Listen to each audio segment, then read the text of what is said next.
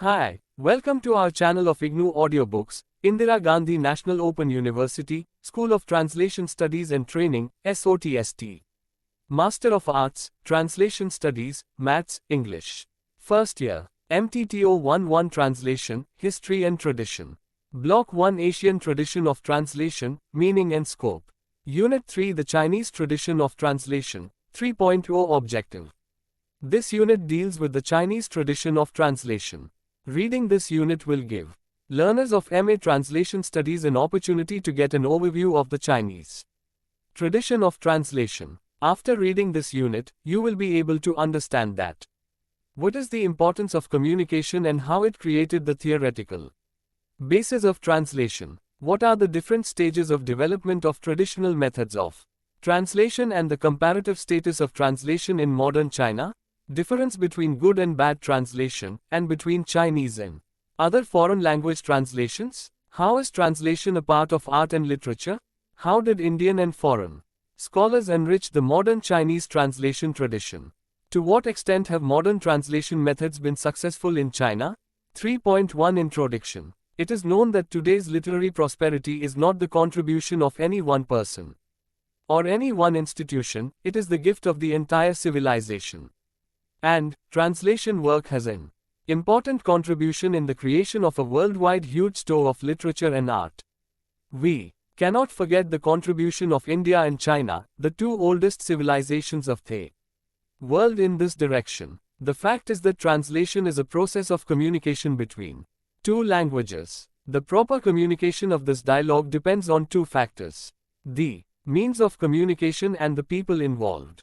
In general, communication means communication or exchange of ideas, feelings and information in spoken, written or symbolic form. Translation is another name for imprinting one person's thought process on another person's mind. If the other person is able to understand what has been communicated correctly, then the translation is considered to be good.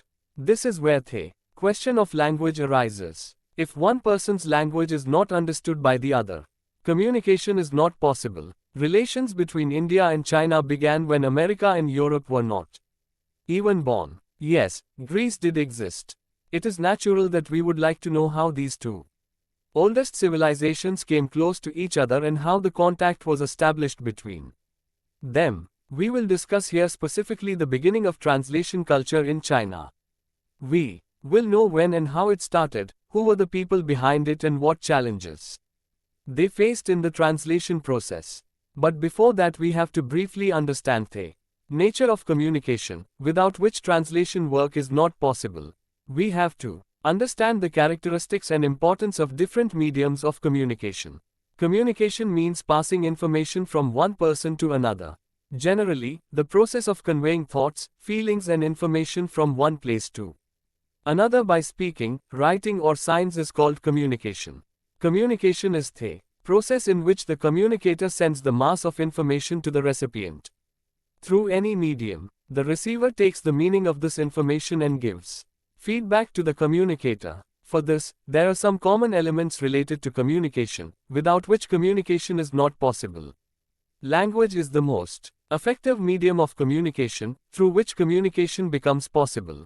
Actually, dialogue is needed because people want to know each other and want to use this information for generations to come. Let us see what is the best way to communicate.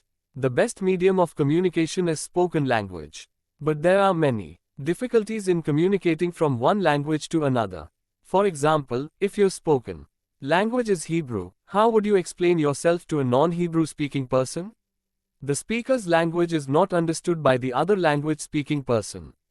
Multilingualism and multiplicity of countries make this problem even more serious.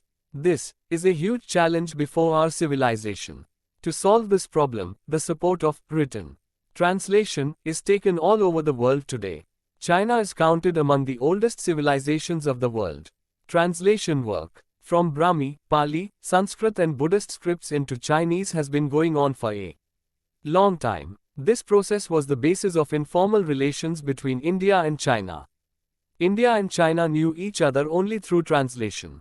In the early period, Buddhism was the basis of relations between India and China, because Buddhism was very strong in India during that period of history. Religious exchange between the two countries continued only through translation. We know that Buddhism reached China from India. Indian and Japanese Buddhist monks translated Buddhist scriptures into Chinese. On the basis of these, the people of China got the information about Buddhism. Buddhist scriptures were translated from Pali and Sanskrit into Chinese in 200 BCE. This is perhaps the oldest example of the translation process. It is clear that Buddhist monks must have acquired knowledge of Chinese language for translation. In the same process, Chinese people also started acquiring knowledge of Pali and Sanskrit languages because Buddhist scriptures were written in these languages. There were many difficulties in this process of translation, but Chinese scholars, together with scholars from different countries, solved this problem. Thus, modern translation theory was developed on the basis of the traditional framework of translation. 3.2 Definitions of translation. 3.2.1 Challenges. First of all, we try to understand the meaning of translation and the understanding of Western scholars of modern times on this subject. Here we will also see how the opinion of Western scholars influenced those Chinese linguists and literators who laid the foundation of Chinese translation. Translation means rendering a new text equivalent in meaning to a text in another language. The text to be translated is called the source text and the translated text is called the target language. The translated portion is also called the target text.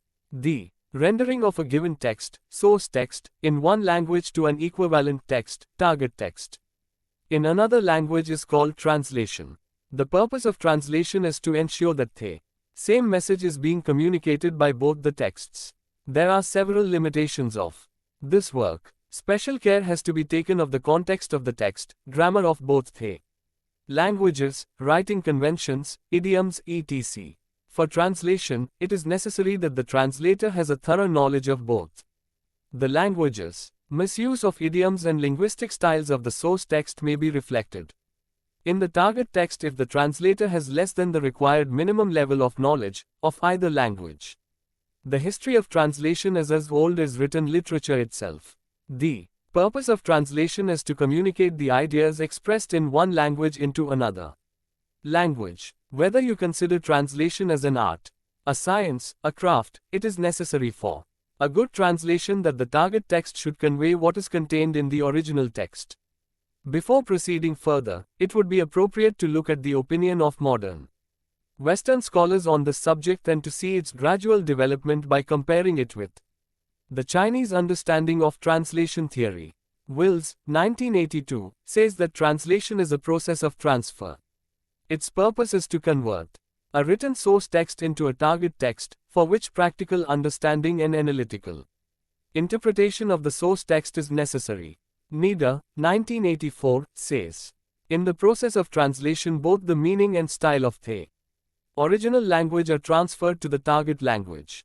Similarly, Bell, 1991, says that translation means transfer of meaning from one language to another. Spivak, 1992, sees translation as the most intimate form of reading. He believes that until the translator has established himself as a deeply soulful reader, his devotion to the text is not complete. This dedication is necessary for two reasons. 1. To ensure that the primary meaning of the two texts is the same, and 2. The original form of the source language should be preserved but the form of the target language should not be distorted. According to Hubert, 1998, translation is the process in which the message expressed in the source language is changed linguistically in such a way that the readers of the target language can understand it. Taking a slightly different view, Nogueira, 1998, believed that translation can also be seen as synonymous with service business. But Sugimoto, 2005, sees translation as a garment that is ultimately designed to cover a single body. Before understanding the culture of translation, we have to understand its background and know the era when it started. Tianming, 2000, views translation as a dialogue between two cultures and underlines that the process of translation involves the contextualization and creation of a new context. Therefore, the process of translation should be seen as a productive process and not as a reproductive process. Historically, translation theory originated in China during the reign of the Zhou dynasty in the process of contact between states.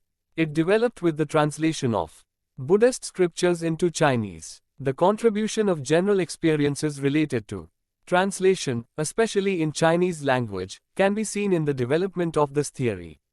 Its development should be seen against the background of the Chinese literary and intellectual tradition. Qing Dynasty, 1664-1911, and the Republican period, 1912-49.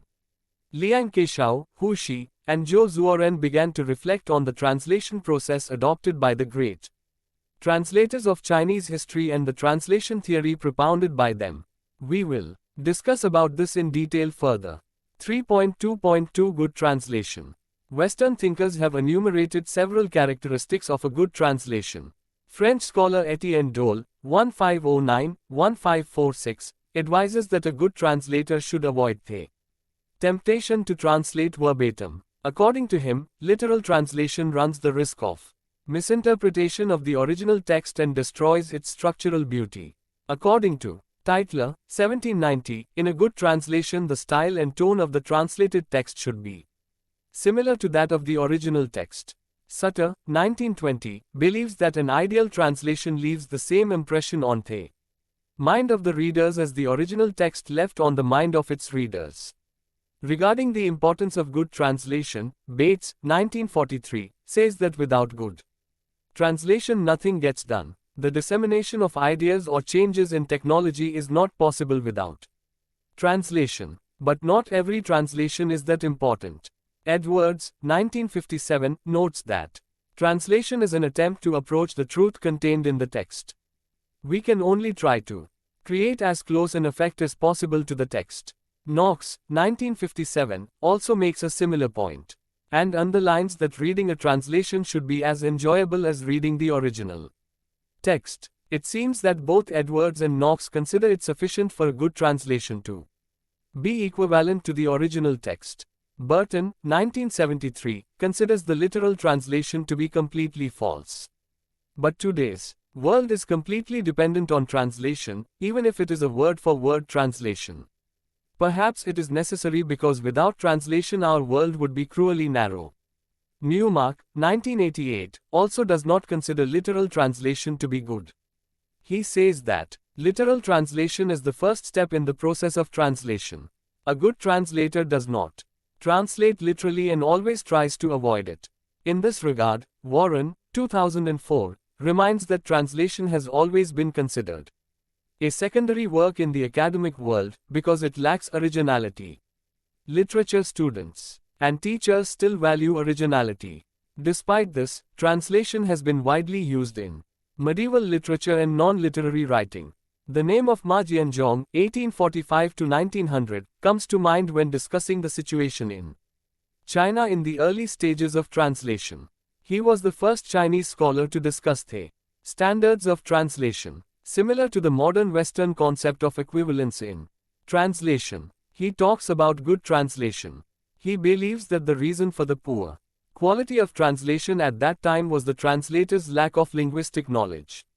Either the translator did not know the Chinese language or he did not know the foreign language. Another possibility is that a foreigner having little knowledge of Chinese language translates by speaking in Chinese language which is written down by a Chinese scribe. Where the scribe does not understand what is being said, he writes down something based on his guesses. Then it is not surprising that the translation often looks haphazard and is full of mistakes. Ma 1896 cited in Luo 1984. Ma Jianzhong was a grammarian who was an expert in classical Chinese. The grammar book written by him is considered very important. After establishing his Translation Institute in 1894, he has listed 3 conditions for good translation. 1. The translator should have good knowledge of both the languages. He should be aware of the similarities and differences found between the 2 languages. 2. The translator should have an understanding of the meaning, style and spirit of the source text, and should also have the art of translating that understanding into the target language in the process of translation. 3. There should be no contradiction between the source text and the target text. There should be complete harmony. Ma set very high standards for translators. These criteria are also necessary for good translation. Yet Ma did not make the same impact in the field of translation as scholars such as Yan Fu. Perhaps one reason for this was that Ma was a scholar of grammar and did not do any translation work himself. For this reason, his translation theory was neglected for a long time. 3.3 Foundations of Chinese Translation. 3.3.1 Translation in China in the early period. The earliest evidence of translation work in China appears around 1100 BC during the Zhou dynasty. It is evident from the documents of that period that the work of translation was done by government employees. Its purpose was to spread the ideology. A document from the Zhou dynasty states that translation is the conversion of one written language into another without changing the meaning. Despite being simple, this definition proves that the theory of translation existed in ancient China. The history of human civilization in China is 5,000 years old, while the history of translation is 3,000 years old. During the Ha dynasty, 206 to 220 BC, translation became a means of dissemination of outside knowledge. Buddhism started in India, but it was not known in China. The propagation of Buddhism in China began in the middle of the 1st century. Therefore, the need for translation of Buddhist religious texts written in Sanskrit and Pali into Chinese was felt. In the 5th century, the translation of Buddhist texts into Chinese began at the behest of the rulers there. For this a state translation institute was created. Daoan was appointed the director of this institute on behalf of the king. Daoan was a staunch advocate of word-for-word translation of Buddhist texts, as he did not know Sanskrit at all. He called the famous Kashmir-born Buddhist monk Kumrajiva, AD 350 to 410, to translate Buddhist texts and take care of this work in his translation institute. Kumrajiva made a deep study of the translations of Sanskrit sutras made earlier and refined the principles of their translation. He gave great importance to accuracy in translation. Therefore, he adopted the method of free translation to convey the real sense of Sanskrit sutras in Chinese language. Kumrajiva was the first person in the history of translation in China to suggest that translators should put their signatures on the translated text. Kumrajiva himself translated many Sanskrit sutras. Since his arrival, China's translation institute has developed a lot. It was on the basis of translation that Buddhism posed a serious challenge to Taoism. The tradition of translation, which started from the time of Kumrajiva, gradually became stronger till the 8th century and the translation of Sanskrit sutras became even better. 3.3.2 Contribution of the founders in shaping the Chinese translation. Between Sui dynasty, AD 581,618, and the Tang dynasty, AD 618,907, translation and exchange of knowledge from abroad continued. During this period the work of translation was mainly done by Buddhist monks. They not only had a good knowledge of Sanskrit, but they also understood the theory of translation very well. Since Buddhist scriptures were mainly translated during that period, some of their major beliefs regarding translation were as follows. 1. They should properly represent the principles of Buddhism. 2. Buddhists should benefit from this. 3. The main purpose of translation should be to spread the principles of Buddhism, and not the desire of the translators for their own fame. An important figure during the first heyday of translation was the famous Buddhist monk Xuanzang, AD 600,664, of the Tang dynasty. In 628, he went on a journey to India in search of sacred texts and returned to China in 645 with Buddha's memorials, golden images, 124 Sanskrit commentaries and 520 manuscripts. 22 horses were required to carry this treasure. The then King Tai Yong gave him a royal welcome. The king made full arrangements for his comfort and got the famous pagoda, Great Wild Goose Pagoda, built for him in Chang'an. Xuanzang spent the rest of his life in this beautiful pagoda and along with his colleagues worked on the translation of religious texts brought from India. In 19 years, he translated 1335 texts of Buddhism. These translations helped in the spread of Buddhism in China.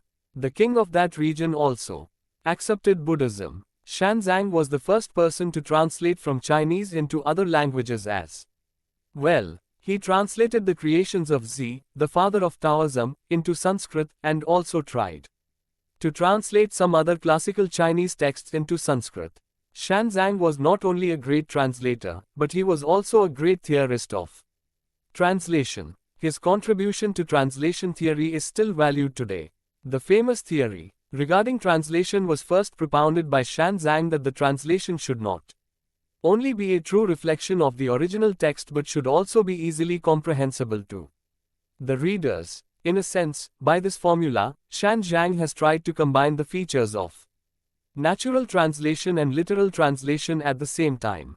Daoan was a big proponent of literal translation during the Sui dynasty before Xuanzang, who believed that the text should be translated literally. During the Tang dynasty, AD 618,907, Kumrajiva worked on just the opposite belief.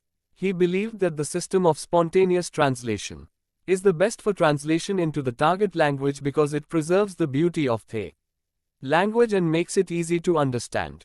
Xuanzang tried to reconcile the beauty of these two opposite currents and laid the foundation of this historical preface to translation, in which translation was considered to be the true image of the original text. And its sensibility was also necessary. He was the first Chinese translator to use translation techniques such as analysis, word omission, and search for target language equivalent idioms. In the history of China, he has the status of a translator in the true sense, who made a great contribution to enriching both translation work and translation theory. Nowadays it is believed that the period of Xuanzang was a newer period of translation than that of Daoan and Kumrajiva, because in this period the work of translation was done by Chinese Buddhist monks, who had learned Hindi by going abroad. On the strength of their long study, these Buddhist monks not only gained deep knowledge of religious texts, but they also had authority over both the languages. In contrast, during the time of Daoan and Kumrajiva, Buddhist texts were mainly translated by Indian monks who had limited knowledge of Chinese language and culture. As a result, his translation shows a lack of fluency.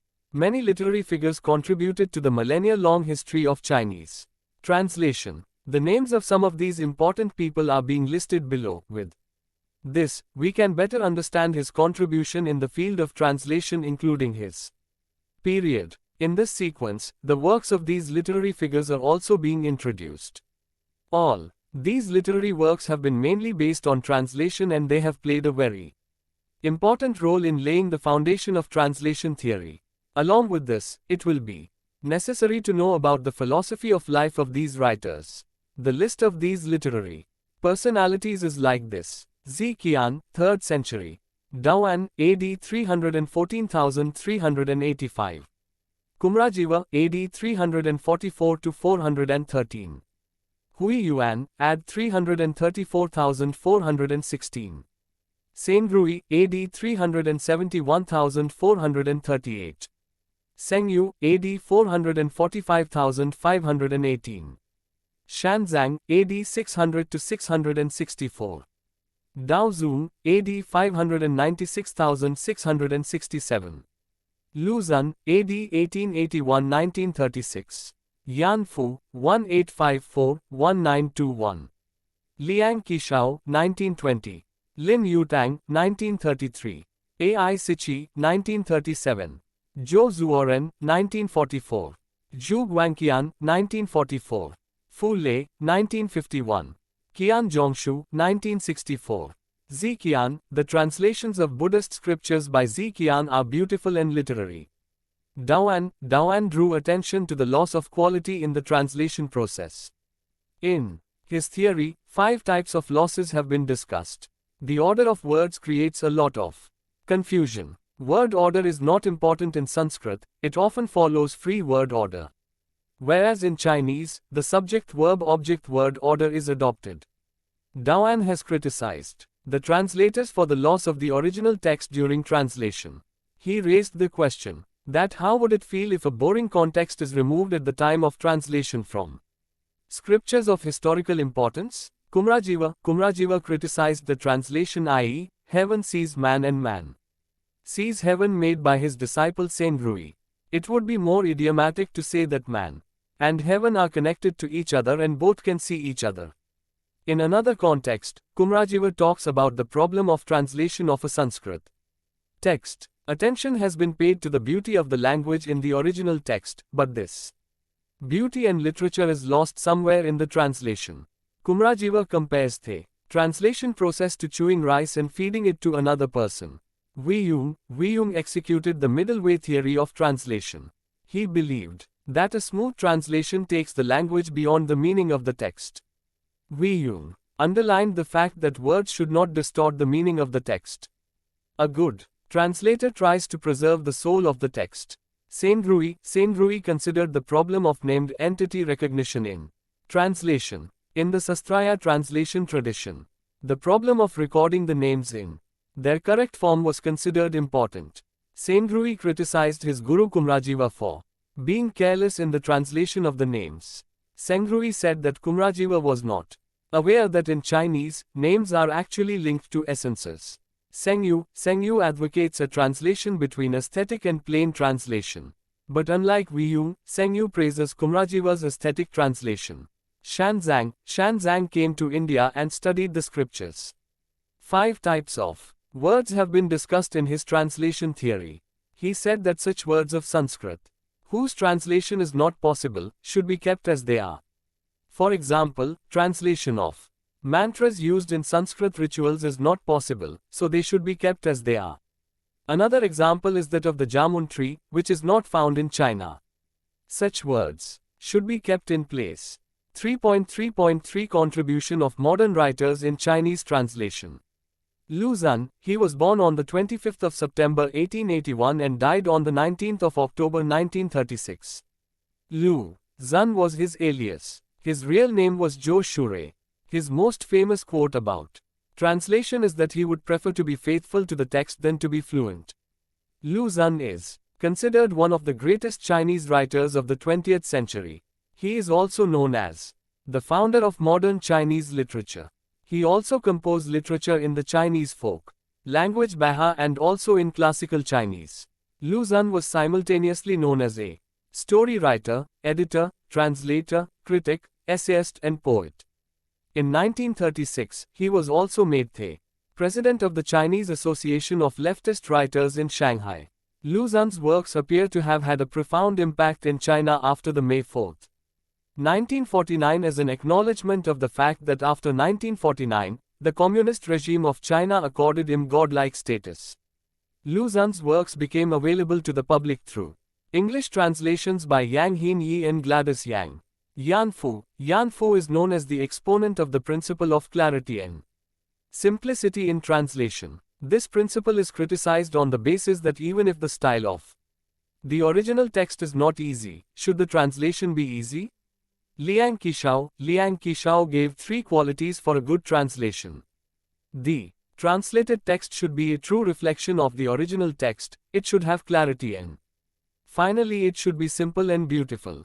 Lin Yutang has discussed the responsibility of the translator to words, the text, the reader and the art. To fulfill these duties, the translator must meet the standards of accuracy, fluency and beauty of the original text. A.I. Sichi explained the relation between truthfulness, clarity and simplicity to words. The text on the basis of Western epistemology. He said that the translation should not only be faithful to the original text, but this true reflection should also have the quality of clarity and spontaneity. Zhou Zuoren believes that in a good translation, 50% marks should be given on the basis of faithfulness to the original text, 30% on clarity and 20% on ease. Zhu Guangqian believed that trying to reflect 100% of the original text in the translated text is an ideal that cannot be fully implemented. We can only try to get close to it. This seems close to the traditional idea of Taoist philosophy, which talks about returning to one's original form. Fu Lei believed that a good translation should be like a painting in which harmony is more important than superficial uniformity. 3.3.4 Chinese cooperation with the Western world. In 1723, the process of translation into Chinese came to a standstill. But with the British invasion of China, 1840-42, and subsequent arrival of American, French and German missionaries, the process started once again. In the initial phase, these religious preachers mainly started the work of scientific and technological translation. Gradually, Chinese translators educated in Chinese and foreign universities started the work of spreading Western knowledge. Chinese mathematician Li Shunlan, 1811-1882, was a leading scholar of this period. Together with the English missionary Alexander Willis, 1815-1877, he translated books related to calculus. The Chinese mathematician Hua Hengfang, 1833-1902, and the English missionary John Fryer, 1839-1928, together translated the chapter on probability from the Encyclopaedia Britannica into Chinese. This is an example of how translation contributes to the production and dissemination of knowledge. This translation not only made possible the spread of modern mathematical principles, it also promoted research in this subject. The beginning of geology in China was also based on translation. Lin Seju, a Chinese officer during the Opium War, translated parts of Murray Huey's Encyclopedia of Geography into Chinese, which was published in 1836. It was counted among the best books on world geography at that time. He was honored with many national and international awards for translation and dissemination of medicinal works. 3.3.5 Influence of foreign style on Chinese translation. With the May 4th movement, a new era of democratic revolution began in China. With this, a new chapter begins in the history of Chinese translation. Books on socialism were translated during this vibrant period of translation. Along with this, Western literature was also translated into Chinese language. Chen Wengda's Chinese translation of the Communist Manifesto, 1848, by Marx and Engels was published in April 1919. After the establishment of the Chinese Communist Party in July 1921, a large number of books related to socialist and communist theory were translated into Chinese. In 1930, Chen Qijiu translated Das Kapital, 1859, the great book of Marxist economics by Karl Marx. The next year, Guo Muro translated another work of Marx's Critique of Political Economy, 1852, into Chinese. Comparing the Chinese and Western concepts of translation, Lefebvre, 1998, says that the collective aspect of translation has been given more importance in the Chinese tradition, whereas this concept is looked down upon in the West. Mutual cooperation between foreign and Chinese translators has undoubtedly helped in furthering the tradition of translation in Chinese language. This collaborative style of translation was a lot of fun. In this process, the Chinese translators acted only as clerks. After listening to the translation from a foreign speaker who knew Chinese, they adapted it into the style of the Chinese language. In the case of scientific translations, the translator did not check the written material, but the translation of religious subjects was checked by the translator in a cursory manner. Hanan, 2001. Often it was a mixed form of direct translation and reverse translation, and hence there was no serious discussion about the directionality of the translation. Foreign translators played a major role in this process, and Chinese translators acted only as assistants who did not have the freedom to interfere in the translation. Therefore, in the non-modern period of Chinese translation, there was not much scope left for the use of mother tongue principle in the translation process. But the situation completely changed in the last few years of the 19th century. This period is called the Modern Chinese Translation Period, Hung, 1999. This period began with the neo-literary movement of 1917 and is considered to have ended with the Sino-Japanese War of 1937, also known as the May 4th period. This period was a defining period for modern Chinese translation. Western ideas also made rapid inroads into China during this period. After Deng Xiaoping took power in 1980, a large amount of translation work was done by the so-called fifth generation of Chinese translators. Material for translation in this period came mainly from Europe and America.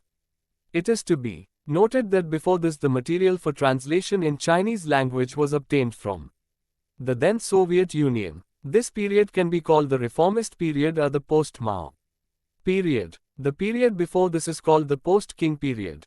In both these periods, translation work was done in a big way. Translators, scholars and educationists also propounded many principles of translation.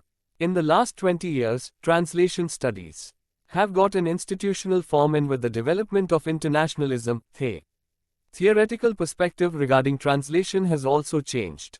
It would not be an exaggeration to say that the present era is the era of a new revolution in translation. But the beginning of the modern era of translation is considered only after the May 4th period. Translation during this period marked the beginning of the spread of modernism in China. Although modernity is not easy to define, modernity is currently seen as a space that makes it possible to see the world in many ways. But in the context of China, modernity means an ever-changing project that developed in an unequal environment of interaction and exchange between cultures. But it cannot be denied that the new theories of translation that have developed in the last 20 years are certainly more exciting than those of the past. There were deep differences among people as to whether cultural and linguistic differences should be maintained in the process of translation. Should European structures and expressions be adopted at the language level? Does the translation need to be faithful to the original text, or should more importance be given to the fluency of the language? There was a belief in China that Western knowledge would give strength to reformist ideas. This led to a large-scale translation of reformist literature in China. Huang, 1999, has drawn attention to the fact that in the early part of the 20th century, two important things happened in translation in China. First, the translators suddenly got fame, and secondly, there was a flood of native translators in China. Ma et al. 2006 wrote that reformist thinkers attached great importance to the translation of Western and Japanese works for the purpose of bringing change in the people and saving the country. Between 1902 and 1910, the Manchu administration sent a large number of Chinese students abroad to study. Most of these, about 5,000 female students, were sent to Japan. It would not be fair to underestimate the importance of the role that these young foreign language-speaking scholars and experts played in the development of Western knowledge. In China, Ma et al. 2006. On the other hand, as the number of local translators increased, the number of people working in Chinese also increased. Although the principle of mother tongue had not been propounded till now, it was accepted without any reason that translators should always work in their mother tongue only. This will become clearer in the following discussion. Ma Jianzhong, 1845-1900, was the first Chinese scholar who talked about the standards of translation. He considered a good translation to be one that is equal to the equivalence principle of the West. Chen, 1992. He said that the reason for the low level of translation in his time was the mediocre linguistic knowledge of the translator. Ma suggested that a formal center for translation training should be set up, in which translators would be trained in both the languages. He believed that 4 or 5 such people should also be recruited in this center who are experts in classical Chinese language. Their main function would be to refine the translation, cited in Luo 1984, Ma, 1896. Through this statement, Ma wanted to convey the message that translation should be done only in Chinese, which is the mother tongue of the translator. Ma's article is important from the point of view of traditional Chinese translation theory, Chen, 1992.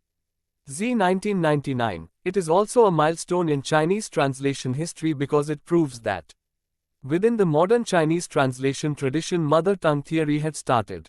Yan Fu, 1854-1921, was the first translation theorist to say that a translator should work only in his mother tongue. In his book on translation, Tianyanlong on development, he laid down 3 basic principles of translation. These were credibility, communication and beauty. This mantra of Yan Fu about translation is accepted by Chinese translators as the golden rule of translation, Hung and Pollard, 1998. Very soon Yan Fu's fame spread to the universities and he became known as a person who understood Western knowledge. He wrote that a good translator should have a deep understanding of the original text. Lu Xun, the great Chinese writer, translated more than 200 literary works from 14 countries. The correspondence he had with Ku Kuibai greatly helped in developing translation theory. In the first decade of the century, he started a big campaign against irresponsible translation. He laid great emphasis on the credibility of the translation. He believed that translation is a creative act, but it is different from literary creation. Actually, the importance of translation lies in how faithful it is to the original text. He emphasized that the purpose of translation is to inform the Chinese people about foreign culture and social life. 3.3.6 The question of mother tongue in translation. Yan Fu was the first to discuss that the translator should work only in his mother tongue. The three guiding principles propounded by Yan Fu in the foreword to Tianyan Lung, reliability, communicability, and beauty, are still accepted by many Chinese translators as the golden rules of translation. Hung and Pollard 1998-376. The mother tongue theory as put forward by Ma and Yan in the beginning of the 20th century was also accepted by later generations of scholars. Another important thing is that the translator should have a good command over his language. He should have the ability to express fluently and clearly in Chinese language. Due to the inability to express Western ideas in one's own language, Lin 1932 cited in Luo 1984, fluency couldn't be achieved in the target text. For a good translation, it is necessary that the translator has a good understanding of the original text. And he should have complete command over his mother tongue. The translator should transmit in his own language only after the text has been fully digested, Fang 1959 cited in Luo 1984. Another feature of China that is not found in the West is that of translating into a language other than one's mother tongue. This is called reverse translation. Reverse translation has a long tradition in China. Historically, China relied on foreign collaboration for translation prior to the 20th century. After 1949, to bring China in front of the world, the Communist government of China got the Chinese language texts translated into non-Chinese languages. Apart from this, reverse translation in the field of economics, commerce, science, technology, education etc. also got a lot of boosts after the reformist period in 1970 in China. Before 1980, reverse translation was ignored in the academic world. In recent years, some Chinese scholars have felt the need to transmit Chinese culture to the people of the world through translation. For more than 200 years, the issue of direct translation and mother tongue theory has dominated the Western world, but it has been established in the Chinese translation tradition since the beginning of the 20th century. Prior to this, translation was not accepted in the cultural mainstream of China and was not considered important. This was the reason that no consideration was given to the direction of translation in China. Translation work in China began in the 2nd century with the translation of Buddhist sutras. Until the early 20th century, translation in China depended on foreign translators. Actually, no special importance was given to translation in Chinese culture, so its direction was ignored. 3.4 Translation into Modern China, 1978, 2 years after the disastrous Cultural Revolution ended, China adopted a policy of openness and reformism. After this, a new and energetic phase of translation started. Qualified translators and interpreters were in great demand in the fast-growing economy, especially in the developed coastal areas, where many concessions were given by the Chinese government to promote foreign trade, economic and diplomatic relations. Although the importance of literary translation cannot be underestimated in the world of translation, there are more than 500,000 translators working in China engaged in translation work in subjects such as international trade, foreign affairs, technology and information science. They not only translate into Chinese, but also translate from Chinese to other languages for the promotion of Chinese culture. Of course, the share of English in translation is very large, but Chinese translators do the exchange of translation work in More than 100 languages around the world. The Chinese Translation Organization was established in 1982 with the consent of support of State Council for translation-related guidelines and coordination. An academic journal named China Translators Journal is published by this institution. It is recognized as the top translation studies journal in China. The purpose of this journal is to promote research in translation theory, to share translation-related experiences and to comment upon translations among others. It provides translators across the country with the latest information on translation theory in China and abroad. In response to the need for translators and interpreters in China, higher education institutions or foreign language departments have recognized academic degrees in translation. Master's degrees were recognized in China even before bachelor's degrees were approved for translation. In 1979, with the financial support of the United Nations, a Center for Translators and Interpreters was established at Beijing Foreign Studies University. Its main purpose was to prepare skilled translators and instant interpreters for the United Nations. The 3-year training program run here was quite successful. Between 1986 and 1995, about 200 people obtained a master's degree in translation and instant interpreting from this center. These people are doing the backbone work in translation and interpretation work. In China, until 1994, degrees were not awarded for translation or instant interpretation until the graduate level. In 1994, Guangdong Foreign Studies University and Xiamen University, in cooperation with the British Council and the University of Westminster, began to award degrees at the graduate level. Its purpose was to meet the demand for translators and instant interpreters created by economic development in China. There is no doubt that the establishment of study programs at the graduate and postgraduate levels will give a great boost to both translation work and translation theory. When China opened its doors to the rest of the world, the scope of thinking of translators and translation theorists also developed along with it.